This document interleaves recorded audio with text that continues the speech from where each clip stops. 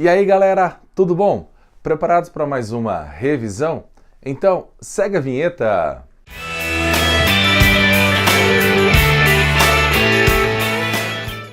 E aí galerinha, hoje a nossa revisãozinha será sobre o capítulo 5, as grandes navegações ou expansão marítima.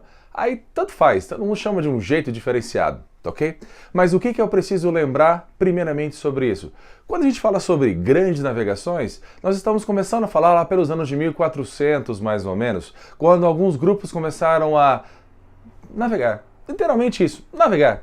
Só que, para a gente começar a entender por que alguns portugueses, espanhóis e outros europeus começaram a se aventurar pelo desconhecido para chegar até o continente africano, ou até as Índias, ou inclusive até a América, a gente tem que entender o seguinte: dentro do período das chamadas cruzadas, a gente começou a perceber que o contato entre a Ásia e a Europa foi tão grande que vários comerciantes passavam por um canal, por um caminho chamado de Caminho de Constantinopla.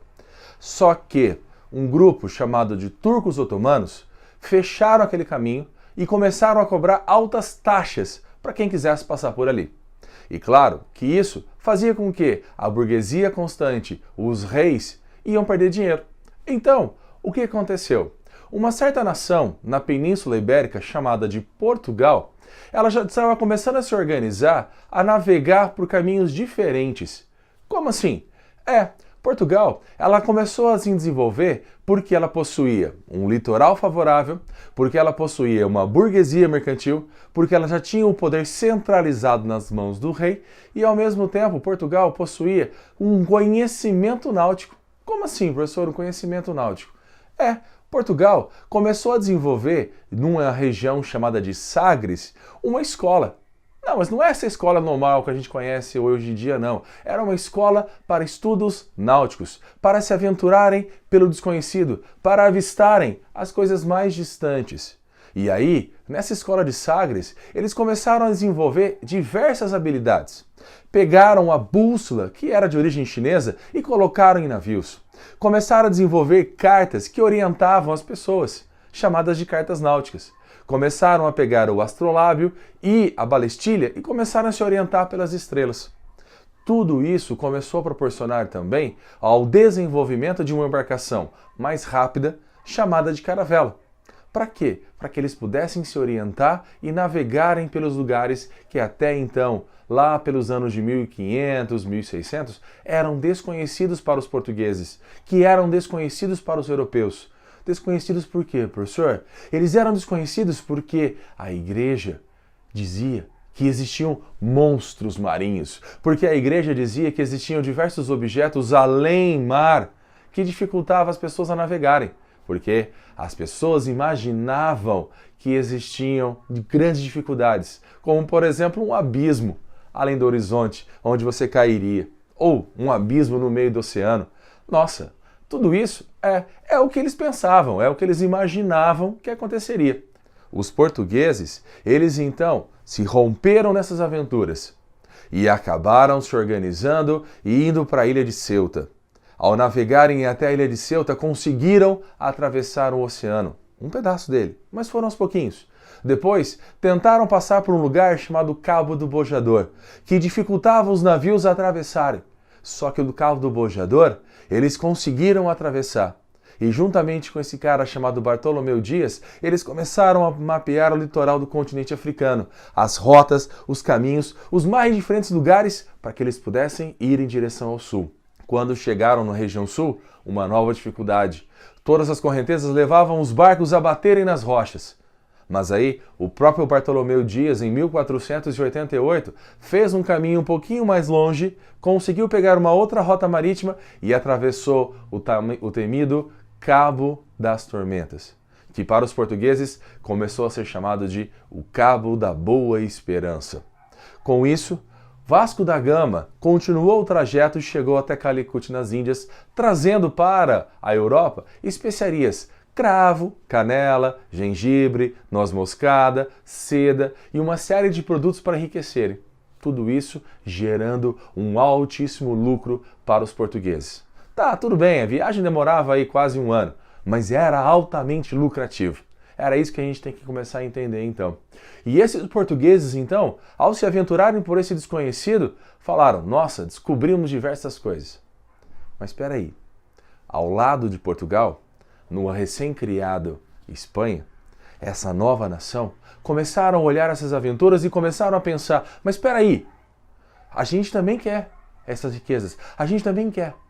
E aí, a Espanha começou a contratar um italiano chamado Cristóvão Colombo, que disse para os reis da Espanha que a terra era esférica e que era possível ir em direção ao oeste e, consequentemente, dar a volta para chegar até as Índias.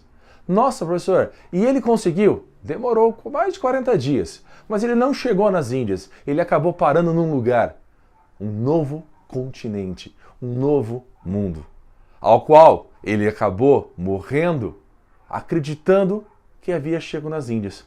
Mas um outro italiano chamado Américo Vespúcio, o que ele fez? Ele começou a magiar aquele novo local e disse, não, não é as Índias.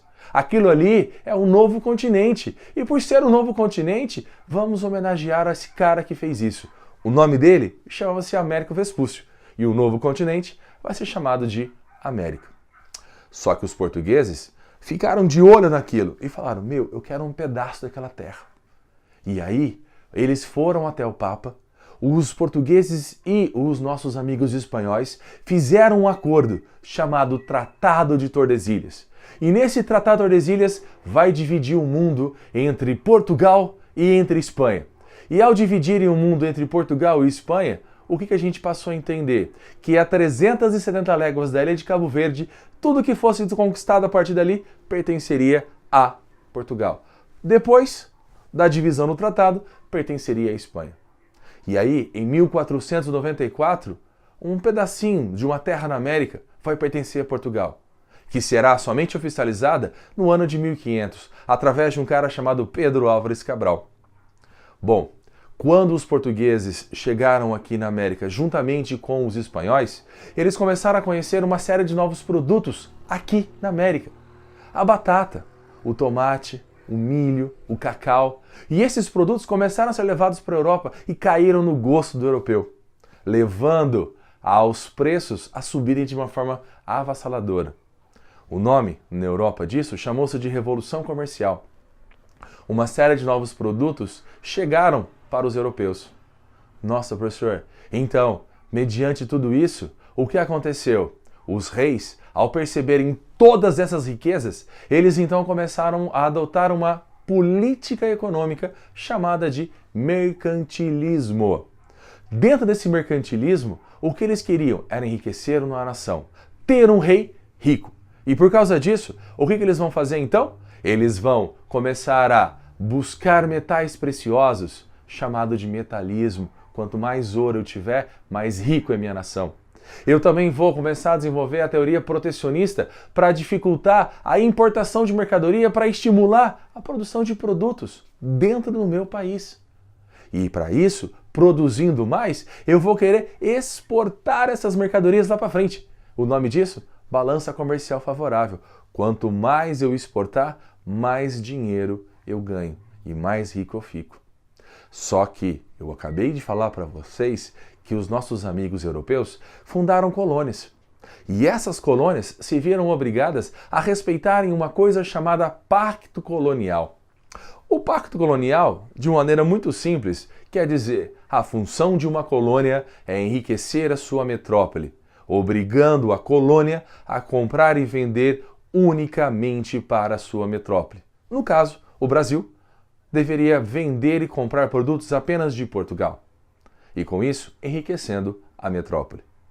Galera, com todas essas transformações que aconteceram a partir daí, a gente começou a ver algumas outras transformações, que vai ser a necessidade de mão de obra e de outros produtos para enriquecer o Brasil. Mas isso a gente fala num próximo vídeo. Galera, qualquer dúvida, deixa os comentários aqui que a gente vai ajudando, ok? Aquele abraço e bons estudos para vocês. Até mais!